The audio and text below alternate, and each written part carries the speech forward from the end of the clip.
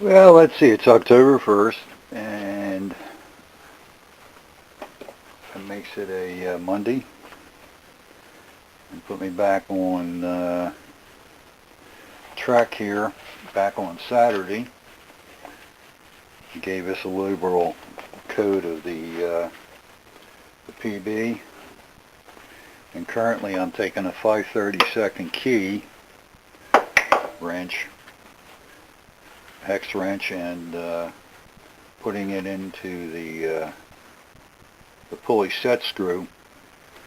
Got to get that out of the way first before I can pull on this pulley. So I just thought I'd give us a little shot, see how it works. We put a 1/4-inch socket on there, a 1/4-inch drive. I'm going to walk back over here, get my little 1/4-inch drive socket wrench, I think, I hope.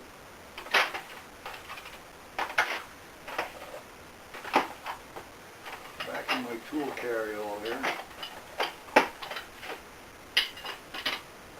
Where it's hiding. Ah, got it. Here we go. Okay. That's before we get to the dirty work. Let's see, turn this the other way. There we go.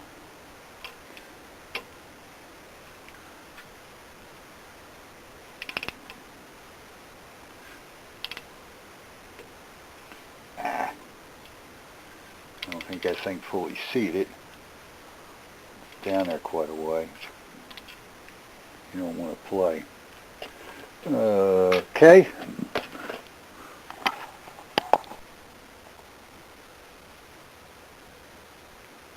Well, as you can see, little change of plan here.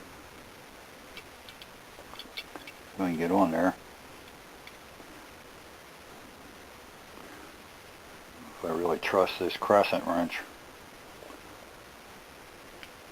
but the other Alamite wrench, man, well,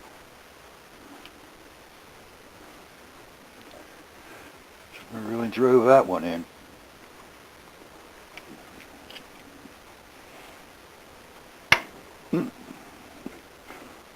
Yeah, I think I just slipped the... Guess we can try it this way.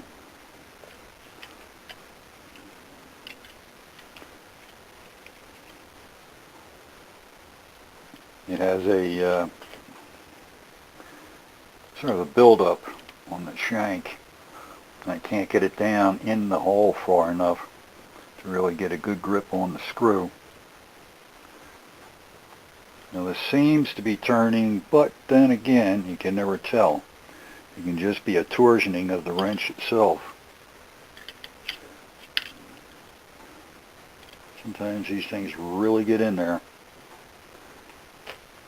You can get this.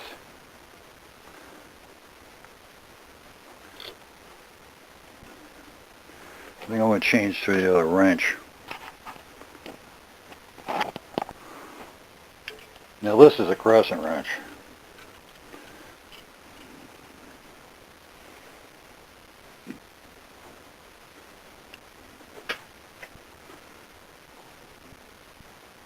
Had this one for over 40 years.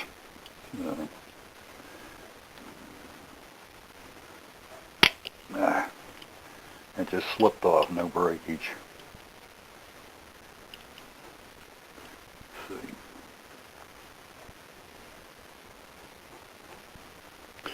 It feels as if it's moving.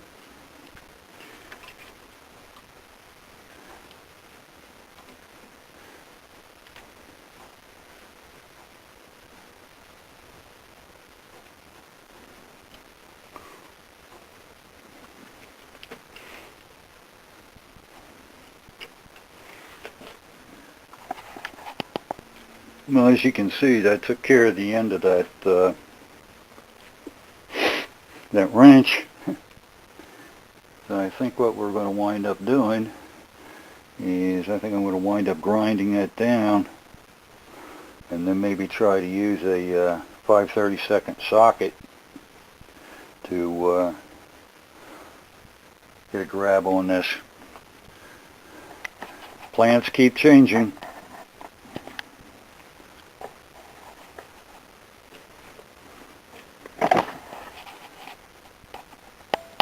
There we go, a nice little modified tool. Let me put the light back on again. Switching the cords. So I put the plug strip in. I have a 6-foot long plug strip, but I haven't gotten to putting it in yet with everything else in the way.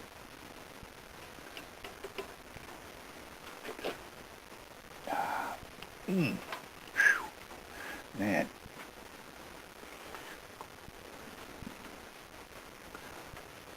Oh, this thing's got a lot of torsion to it.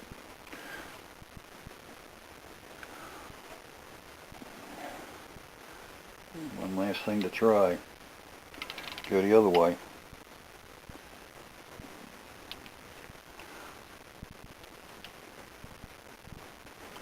Try to tighten it up a bit.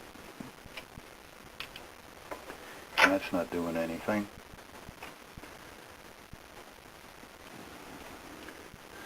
Yeah, I really like to get down closer to that the screw itself. Otherwise it picks up all the torsion in the wrench. Nothing as simple as it looks. Well, there is what's left of my Alamite bit. 5/32 just sheared right off the end there. Left the remainder down on top of the set screw. But I think it might be clear enough to release the key. It's something we'll give us a try next with a puller on here from the puller set. And we'll try to pull that pulley off the way it is right now, and we'll get back to this when we do that. When all else fails, there's always a 3.5 pound maul and a nut on the shaft, a block so I don't bash it up too bad. See if this shaft wants to drive in. One thing doesn't help. You take the pressure off the drive pulley underneath.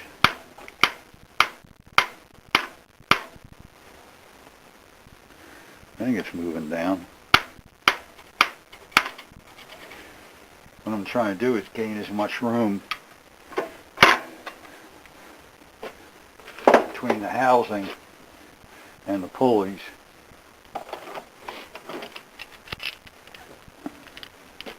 as I want to be able to insert the puller blocks best as I can.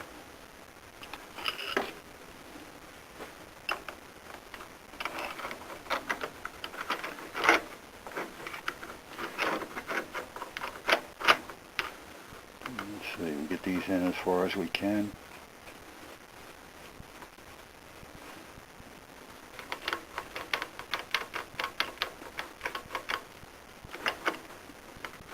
Like so.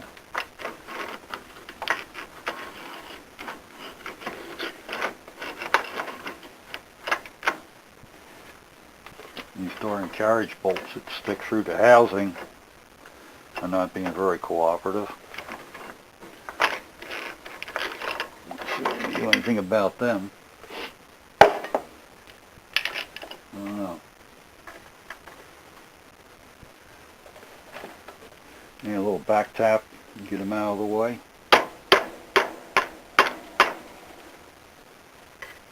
Yeah, they don't want to go anywhere. They're up against that other pulley.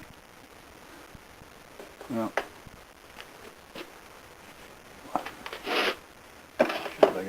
here.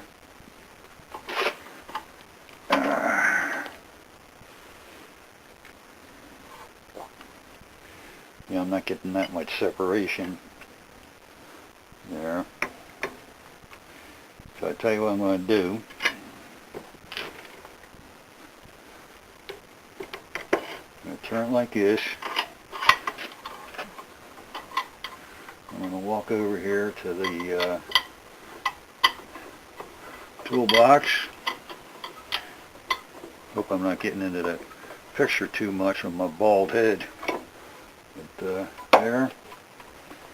I'm going to go get the pickle fork.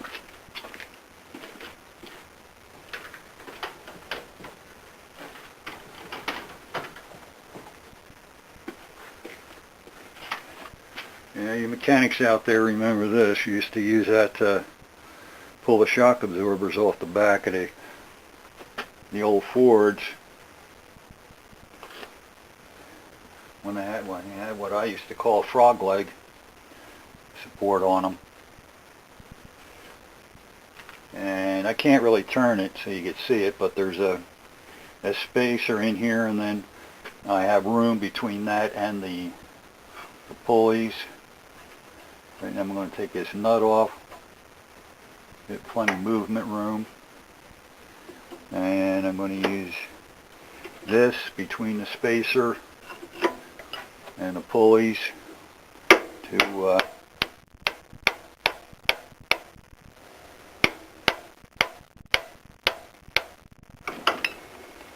persuade the pulleys to move forward without putting any strain on the flanges.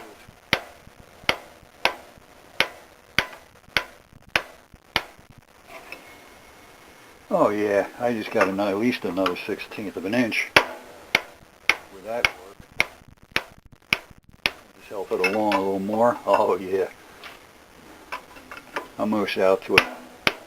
3/8 of an inch. We may not even go back to the bearing puller.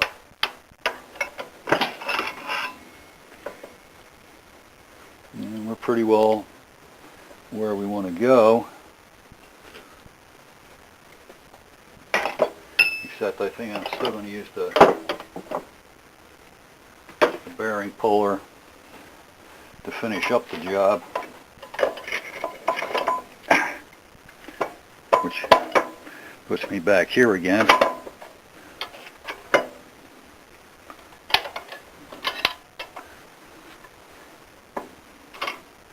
And I can move the two halves of the splitter in there, like so. And excuse me, I'm going to go in front of the camera again. My two standoffs. Get the crossbar.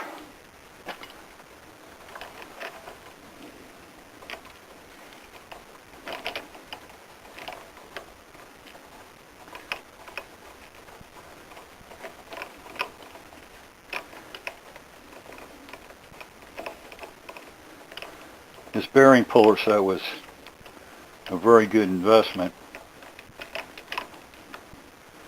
and right now Harbor Freight has an email that came down today. Gotta go take a look at it. It said that they have discounted items plus 20% off the whole order. So I'm going to take a look at that, because I really would like to get the other larger separator plates, which go out past 4 inches.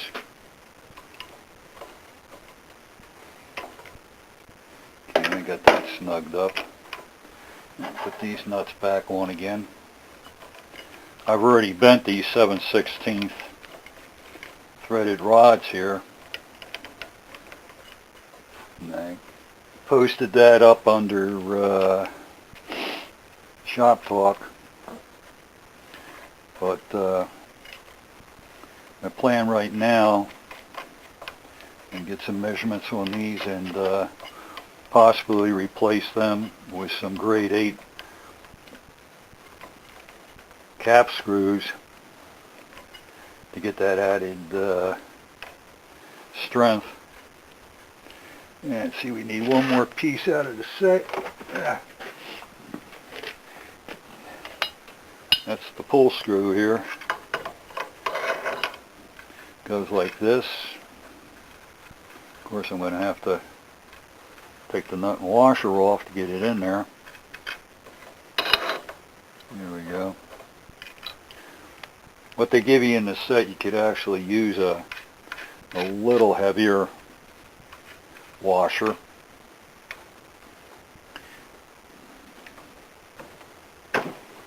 It's pretty well lined up, I think. Let me move the light over. I just want to see how, if I can see down in there. Just trying to see how well centered. There's already a divot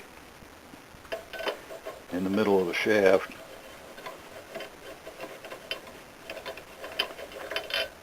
And this guy has a ball bearing instead of a ground pivot, which is nice. It doesn't tear the shaft up on the end. There we go, get some tension now. Just tighten these guys a little.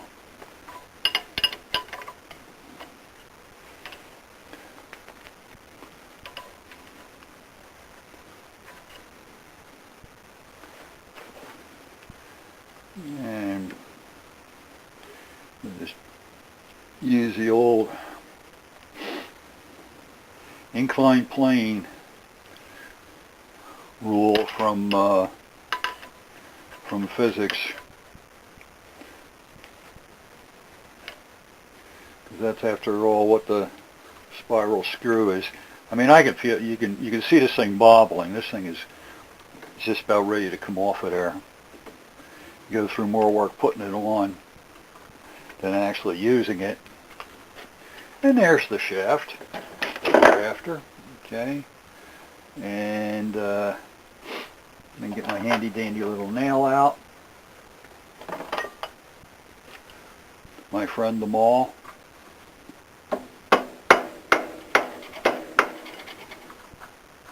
What we're doing right now is getting up behind the Woodruff key. Set that aside.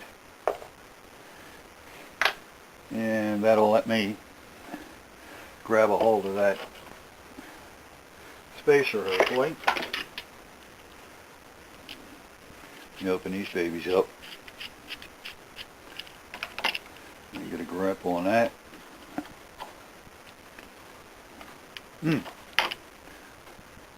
Maybe you don't want to go anywhere. Interesting. This may take a little persuasion also. So making sure nothing's hanging in here. Keeping it from moving. Alright. Again, put the original jam nut back on. Let's go put it on hand tight so we don't butter it up. And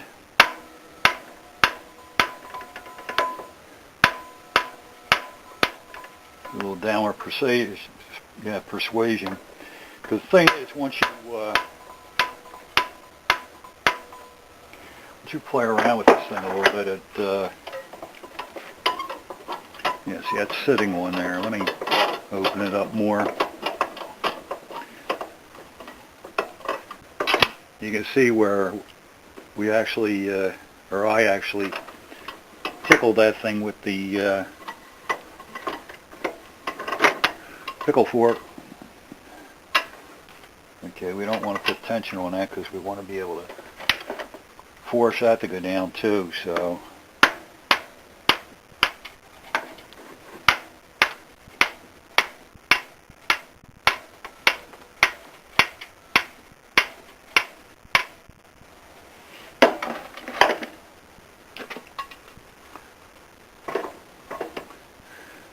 can't tell too well whether that's spacer. Huh. Now the cartridge bolts decide they want to come out.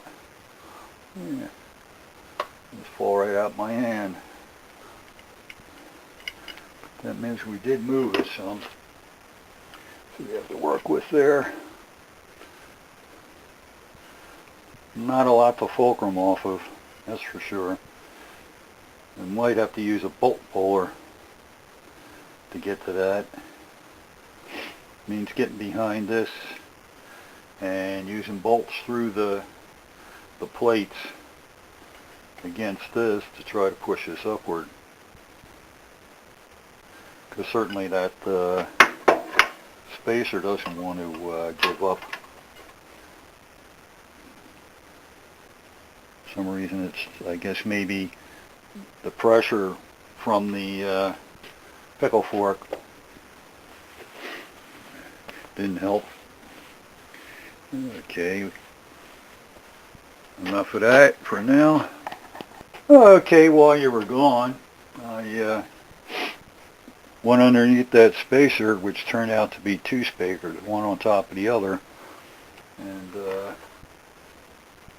like I said, it did bugger it a little bit earlier when I was moving the pulleys. It's two spacer pieces. I'll dress that off a little bit later, but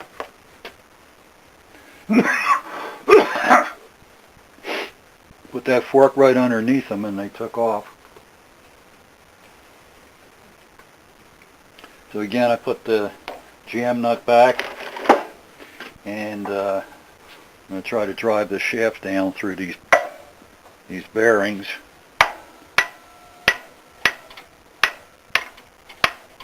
See if it'll cooperate, and make sure I don't have it locked in the vise. There we go.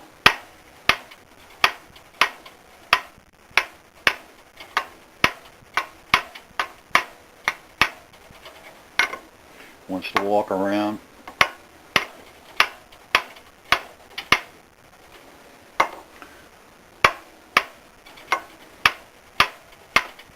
My do-all go-between block.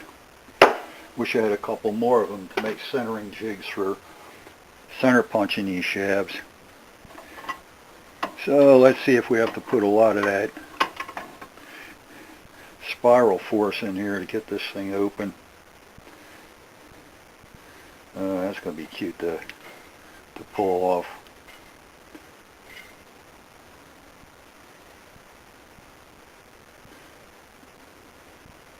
Top of this thing almost looks like a split housing. I don't know if you can see in there or not. It almost looks like it's a two-piece housing at that point. What I'm going to do, there's no way to get in there real easy because of this fixed point here. That looks like that's been heat welded into the bottom plate. So let me get this off to the side a bit,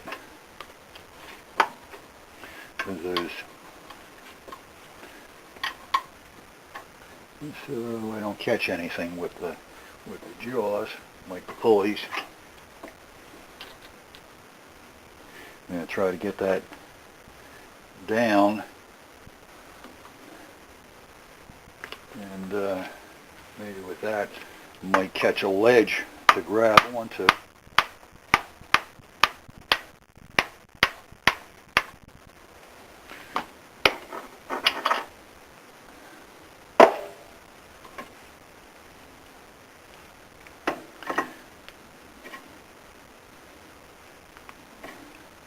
Appears like it might have moved a little bit more.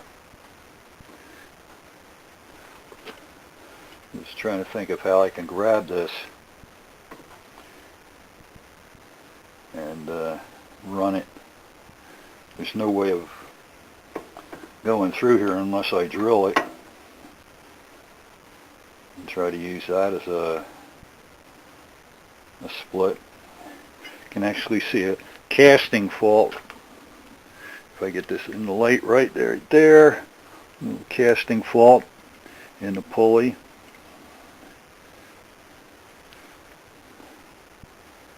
It's right in the area of where these other screws go through. These two right here.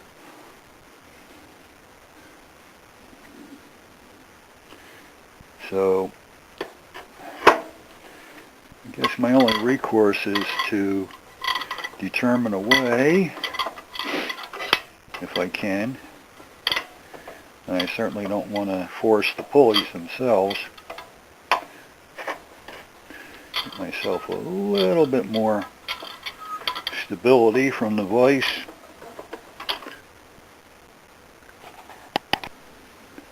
Alright, what we arrived at here, again by using the nut and using the bearing separator to raise the housing up so I have enough room underneath the unit here, that double pulley, a couple blocks of wood, get it up a little higher yet.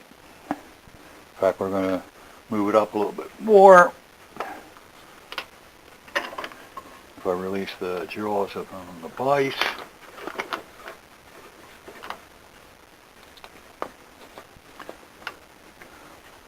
There comes a time when it's nice to have a much larger vise that has a much deeper throat too. A little bit more weight to it. Use this. And we also have a handy dandy piece of pin here. I'm going to use to continue the movement. Okay. Well, flip it back over again. Let everything fall. Like I said, everything's discombobulated because my granddaughter was in here and moved my tools all around. So I don't have things right at my fingertips as I would normally have. Okay, we're going to continue to take this off, this pulley off. Yeah.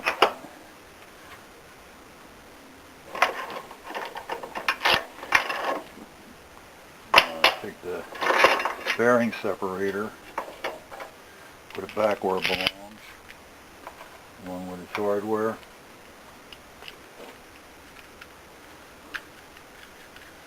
I'm certainly going to order that larger 4-inch one.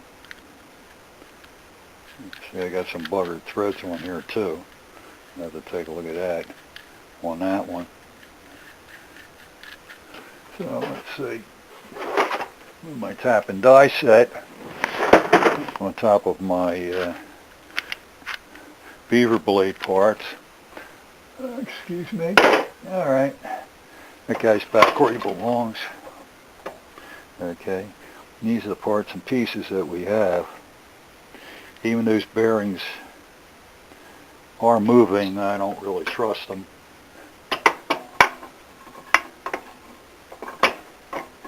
So, let's see if I set this guy down here offset like this. I don't want to bugger up the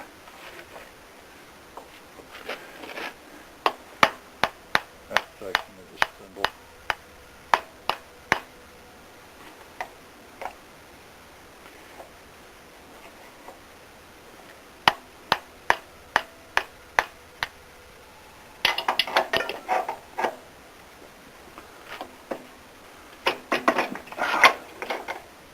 Always like to bark my finger and knuckle on the edge of the bench. Okay, anyway, here's our shaft. And it is one mighty long keyway. While I was taking a little break there, I was trying to determine how I'm going to take care of that set screw. And I'm still not sure. Have to somehow get it, maybe drill it out. but I got to get a surface to work on top of. And this is a grand hollow here with some shims. That's going to be fun to get apart. So it's going to take a bit of oiling. A little heat, a little oil. Get this cover off. The cover's what really holds that shaft, so I can get this stuff all cleaned down. And as Larry 8200 put it, you really can't put a zerk on these things to pack them up with grease. But the other thing too is you got two sides of the grease. There's the good side, the bad side. The good side is, yeah, I'll lubricate it. The bad side is it keeps the moisture in as well as trying to keep the moisture out. So I think what I'm going to continue with here now is I'm going to start playing around with my drive pin there, and to kick the inside spacer sideways so I can get against that raceway on this bottom bearing. And after all this kind of work, it's not worth the $5 for the replacement bearings to try to save these bearings. Now these are been acting sort of erratic. Here we go, let me get this clamped up here. But what they've been doing is they've been running and then they don't run. So I don't need that, you know, be moving along and all of a sudden, wham, right, have the bearing freeze up while you're right in the middle of cutting some heavy brush. I found it basically by taking the pen a little bit sideways here, I can get the spacer to move down to the side.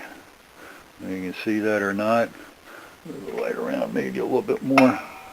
You can see it offset in there. And I'm going to plate it at offset with my pen. And I'm going to try to offset them a little more. That mushroom head on there helps sometimes. Well, except now it don't want to go in there. That figures. Somebody kept pounding on you with a 3.5 pound metal hammer. I think you'd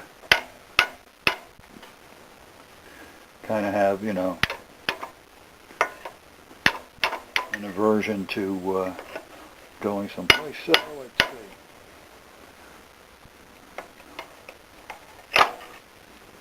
Gotta keep running that back and forth.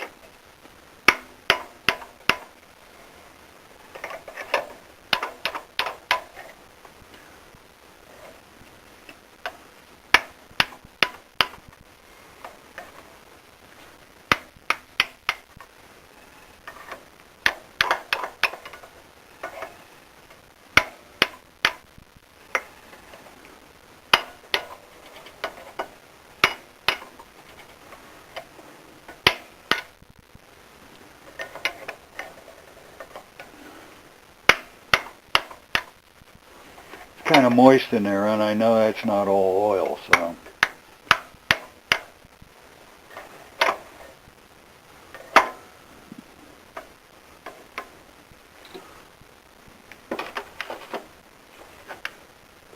there's a condition of one of the bearings. It's got some solder splattered on it. I was kind of fixing something up for the push mower. This is one of the bearings that came out. That one does run a little bit. I might put it in something that will fit, but nothing that's really tough to work on. Excuse me just for a minute. I'm looking to see. I think that's... Yeah, it's not the size I'm looking for. I was just looking to see if I could find a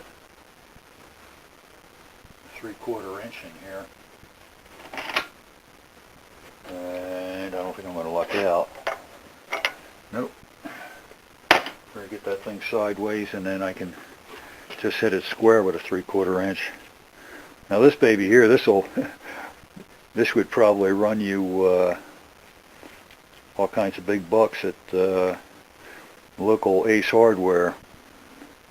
Definitely grade 8 in that size, anodized. These are all leftover parts from my son's Buick Grand National, which took up my garage for a considerable number of months. Actually, before we moved in. Get this thing settled a little bit here.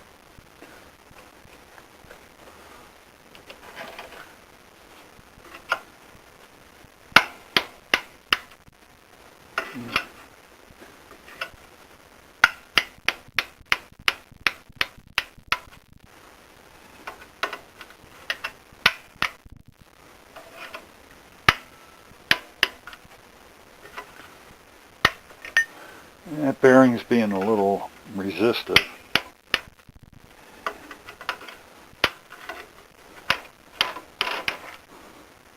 You don't want to play with me. Square shot, here we go.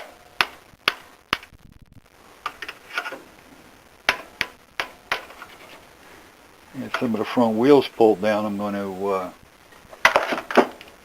well, one thing I'm going to do, first wipe my hand a little bit. Put a leather glove on for a little bit of padding.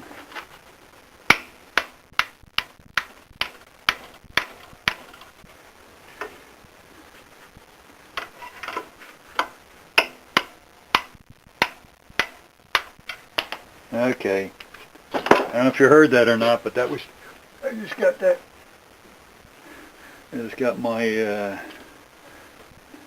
pin right onto that center race and or the center portion of it, and popped it. Came right out the bottom. You can see all that moisture on there, and most of that is just that. It's moisture. It is not oil. Just put that on the stack. Got an exceptional bargain on those bearings, and found a place where the bearings, not counting the shipping, were like $4.95 a piece, and that's not a bad price. Get this one unseated.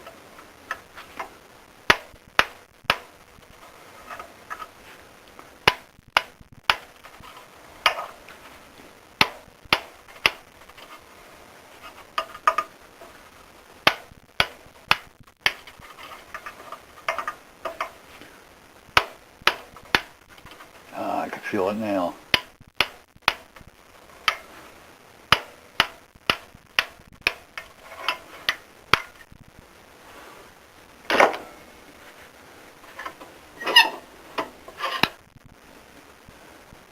Yeah, working here tonight, you didn't see it, but you didn't hear it either, but the pitter-patter of me's feet. They're a pretty good sized mouse rattling through here. Let's see, if I can get that off of there. Maybe I can do a little straightening on this spacer. It's amazing when you come right down to it, all these spacers are the same size. In between the bushing, between the bearings, not the bushings. And I'm pretty sure I can get some. If not at the dealers, get it maybe at the hardware store. They do sell some spacers in their miscellaneous hardware. So that's the bore of the spindle. And certainly you can see once you get that pulley all up and around here, there is no room for a zerk. Unless you were to try to do some kind of piping, but that pulley's got to spin around the outside of this. So that's it. That's down. I'm going to go in the house and clean up. Well, actually, I'll clean up some of this first. Get my wrenches back. Try to get my tools rearranged here. Because I doubt very much if I'm going to see that kitchen step stool come back in here real short, quick order. Let's take it to her bedroom and hang up what I would like to call a printed rag of some sort on the wall. But so important. And I guess we all have our priorities and what we think is nice and call it entertaining. But yeah, get this stuff all collected up in a bag and identified. And over with the rest, that will leave me one more spindle to take apart, which is an outside spindle. I've had some experience with those. A lot simpler than this one. Okay, I think this thing's clicking along. Yeah, it is. All right. Let me catch this. Turn this